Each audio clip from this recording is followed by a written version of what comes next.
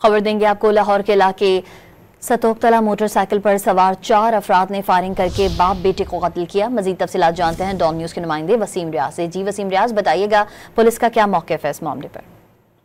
जी देखें, ये सत्तू कतला का इलाका है जहां पर 4 अफराद थे जो 2 मोटरसाइकिलों पर सवार थे। इन्होंने फायरिंग करके बाप और बेटे को जो है वो कत्ल किया है।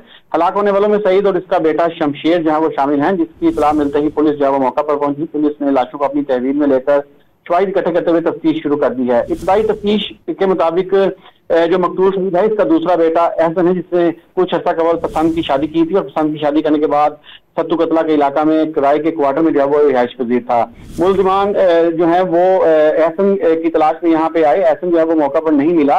मुलजिमान ने फायरिंग करते हुए एहसन के वालिद और दूसरे भाई शमशेर को जो है वो कत्ल किया और वहां से फरार हो गए। इब्तदाई तौर पर पसंद की शादी के बाद लड़की के घर वालों ने ये कत्ल की वारदात की। ताहम इस हवाले से मजीद तफ्तीश की जाएगी, जिसके बाद मजीद हकायक जो है वो सामने आएंगे।